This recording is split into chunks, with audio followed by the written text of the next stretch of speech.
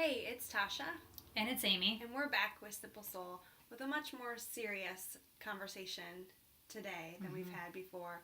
One about violent intruders.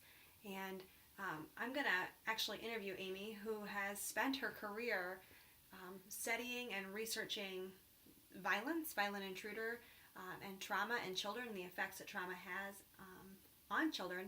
And she is currently an active member of a violent intruder organization here in Iowa. So, Amy, we're going to lean on your expertise today. Okay. So, what we know, or what I think we know, is that if somebody wants to hurt somebody, they're going to hurt them, no matter what. Right? They're going to find a way. So, we can tighten up our schools. They're going to find another place, right? We've had shootings in grocery stores, gas stations, movie theaters. We just had that terrible massacre in June of last year at a bar with a ton of fatalities. The nightclub in Orlando. Yeah. So my question to you is, why is it that when it happens in a school setting, our community and our nation really goes in just in this uproar and needs change now? Talk to me more about that. Yeah, so the kids are the heart of our soul. I mean, they're our future. They're the lively ones that keep us going. And so I think back to when Columbine first happened, and most people who are adults now can say where they were when Columbine happened. Right. It was very much a history marker for many of us, even though there were a few school shootings prior to Columbine. Columbine is the one that we really remember. And then, we've had a few since, and then we've had Sandy Hook. And I remember when Sandy Hook first came out, our little ones, that was the first time they had really heard about school shootings. And we talked about generations a few podcasts ago, and this has really resonated with me in the sense that our kids now, who are the Gen Z group that birth to 18, most of them don't know life not only without technology, but they also don't know life without school shootings. So it's more of an everyday conversation to them than it ever was when we were in school. Right. Kids are the heart to our soul, and as I said earlier, they're our future. So it's devastating when shootings happen anywhere. At the movie theaters, it was devastating at the nightclub because the sheer amount of people that were murdered. But schools just seem to it gets a little bit deeper. Yeah, and we send our kids to school hoping and believing that they're safe. Yeah. Too, I think sometimes, I take my kids to the movie theater, I take them to the gas station or the grocery store, but when they're at school, I believe they're safe. Yeah. And so you get emotions out of that. You do. And the other thing we have to keep in perspective is that schools are safe relatively. They are. I mean, when we look at the number of school shootings versus car accidents versus many other things that we could talk about, overall relatively schools are safe. The problem is that when there's a school shooting, it's so catastrophic and we are not prepared emotionally, physically. We're not prepared at all at the school level. The community's not prepared from a community lens of it. So there's multiple layers to a school shooting at a school that are very devastating. And like I said earlier, every shooting is devastating. But schools, because they're a soft target, which means that they don't have access to guns on the property, it becomes even more devastating. So there's a pretty cool movement. I'm going to insert a little of my opinion. A pretty awesome movement from some students. So let's back up there. Okay. We should probably say that this YouTube video podcast, however you're listening or learning from us, is we are really trying to keep our opinions out of our beliefs. We don't want this to become political. Correct. We want to share the information that we have, and we want to share not only what reactively is being talked about, but what we believe preventatively can be talked about. So yeah. So go ahead now, share your cool movement. Here's my opinion. Yes. I think it's a pretty cool movement. The grassroots movement from some of the students around the nation, really called Never Again, where they're stepping out to keep this at the forefront of our minds and hopefully make change. What is your thoughts on that?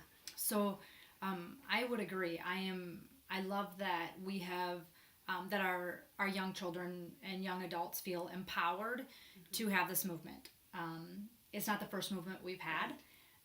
And sadly, when we've had other movements around school shootings, it hasn't stopped school shootings. I mean, if you pull the information from every day, you would see that there's been hundreds of school shootings since Sandy Hook. We just don't always hear about them because the number isn't large enough, which is super sad that it has to have a certain fatality before it really gets a lot of media attention. I love that we're empowering these kids and that they feel empowered. What makes me super sad about this is that this is the adult's responsibility to protection for these kids, and we have not done that. Okay. So, I mean, I think we need to join in their movement, but I think the adults need to be moving faster than the kids. It is our responsibility to make sure that when kids go to school, they do feel safe. Right. It's our responsibility as adults to protect our kids, and we failed in doing that, quite honestly, across the nation. So let's talk about some of the adults in the picture here. The media. The media. For one, has a loud voice, and what's going on in legislation. What are your thoughts on some things being said and the messages being sent? Yeah, so legislation is where our laws come from. Legislation is where dollars get tied to things oftentimes. And again, I'm going to go over a few things that I have heard and seen on media. And on this morning, I had an opportunity to watch Meet the Press. So I've had an opportunity to watch individuals who have some influence in our country. And here's some things that they have said. And again, I don't want us to get into our personal opinion of whether we agree or not agree with these things, but they're all reactive at this point, which I really think is a false sense of security.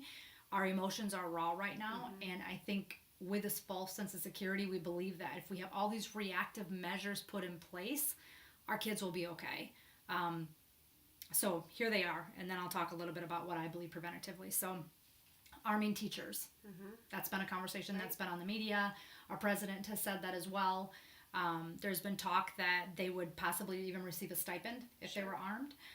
Second part of that was with specialized training. What that training looks like, I don't know. Increase age to purchase assault rifles from age 18 to 21. Schools possibly could apply for grants to receive metal detectors. Okay. Again, I'm not sure what the criteria would be to receive a metal detector, but my assumption would be when we think about the haves and the have-nots, the people that have the most resources and time to write grants could possibly be the ones. So one of my questions would be, are those kids more important because they have a better grant writer that they get a metal detector versus the kids that don't? Cops at school or additional school resource officers who can carry guns. Today, I heard maybe we'd have to have two, so the other one would have a backup. Okay, so now we're putting more money and resources into police officers. And another one that I heard today would be expanding background checks on individuals purchasing guns, being able to pull their school expulsion data. I was happy to hear on the opposite side of that debate that maybe wouldn't be the best measure to look at, as students who are expelled from schools oftentimes doesn't mean they're going to be a school shooter. Right. It could be from many other factors beyond school shootings. So those are a few of the reactive things, and the list goes on. If you watch the nightly news, if you get on social media, where people are willing to throw money right now to be strictly reactive. One of the pauses I have is that, as you alluded to earlier in the podcast, if somebody wants to harm somebody and hurt somebody, they're going to find a way to do it. So whether we have a metal detector or not, maybe that won't be the location, but there'll be another location that will take place.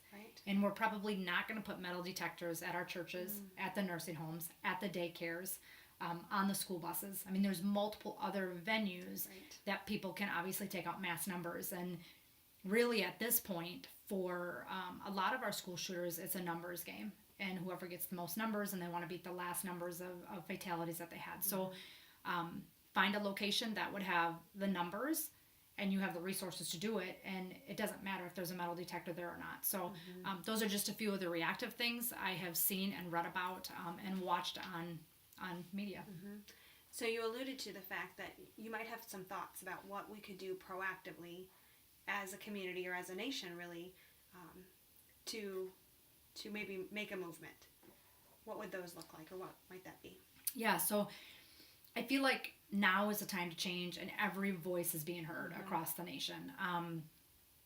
A lot of the voices I've heard, as I said earlier, are reactive measures. And I'm not saying that we don't need some reactive measures, because I do think if we've got money and funding to put at some of these reactive measures, I support it. I'm thinking more along the lines of preventative measures. We need to look at our mental health services that are being offered. And I've heard people say this isn't about mental health services. Well, it is about mental health services, because we have individuals in all of our communities, especially in the state of Iowa, that are not receiving the mental health services that they need. We're going to do another podcast. In our next podcast, I'm going to talk more about these 3 topics. But so mental health would for sure be one. Okay. I think we need to really have a sincere look at what that could look like at a school level and at a community level. Number 2, the gaming industry. Okay. We don't need money around gaming, because gaming is a multi-billion-dollar gaming industry. I think we need regulation around first-person shooter games. We know that first-person shooter games, there is a correlation with some of our school shootings and first-person shooter games. And I'm not saying that if you play a first-person shooter game, right, you're going to become a school shooter. So I don't want anybody to hear that part of this. But what I'm saying is that there is enough of a correlation that children are desensitized, and it does increase heart rate, and it does increase blood pressure. And when you become desensitized to that information, it's easier to step into that world that we're talking about right now. Okay. So, and then the third one is, if we really have funding to throw at things, if we really have grant money, and we really have money to talk about all these reactive measures, have schools have the opportunity to have social emotional curriculum. What is the best one out there? All of our kids should have a sense of belonging, and they don't. I mean, they don't. You can watch it on social media. You can watch it on the nightly news. Our sense of belonging as children, as an adult, is critical to survival. And so what are we doing to make sure our kids have a sense of belonging, and what are we doing around the social emotional curriculum that can be done at very little ages all the way on up to our big kids? So those would be 3 areas for sure I'd be talking about preventatively. Okay. And so tune into the next podcast. Amy's going to take those a little bit deeper, some of the research behind each of those, and that's the area where I can advocate as a parent or a community member, or you can advocate as a parent or community member, to support and really rally behind something proactive that has a chance to sustain long terms, coupled with some of these reactive measures that potentially might need to be in place too. So tune in for that one. Yeah, and I would say share this YouTube video or podcast. Let it go viral. Share it with the entire world, because the only way we're going to make change is if we start talking about preventatively what we need to do versus just reactively. I mean, I understand if we have to react, but we need some preventative measures, and that's not being discussed on anything that I have turned on. And I mean, pick me, pick us. We would both love to sit at a table with legislators to talk about some of these things that schools could have in place, and how we could better equip our kids and our families with additional resources. So we need to have a stand, and now is our chance to have our voice heard. And I would encourage every one of you who's watching this or listening to this to reach out to somebody that you know, to ask, what preventatively are we doing to stop school shootings? Because it is more than just a reactive measure. So, And lastly, we just really want to extend our sincerest sympathies to families, friends, community members who have experienced loss of any kind, but in particular around violent intruders in a school. I couldn't even imagine. I know Amy couldn't imagine losing a child that way, or living in a community where you've experienced that sort of loss. So our deepest sympathies to you. And scared to send your kids anywhere. I mean, and the other thing about a school shooting too, it rocks you to the core. It rocks everybody to the core, regardless if you have kids in the school system or not. It's such a catastrophic major event, and we've got to be thinking preventatively, not just reactively. So I said it earlier, but I'm going to say it again. Please share this. Let it go viral. Share it with everybody you know, and bring an educator to the table that knows preventative measures for kids. Yeah. We're glad you tuned in to listen to this video or the podcast, and we hope you share. And at the end of this, tune in for the next one when it comes out, and we hope that you spread your voice and our voice to make a change. So thanks again. Yeah, and if you want to listen to it on a podcast, go to Google, Stitcher, iTunes, Google our Play. website, Simple Soul. Yeah. Love your simple soul. Yeah, love your simple soul. Thank you.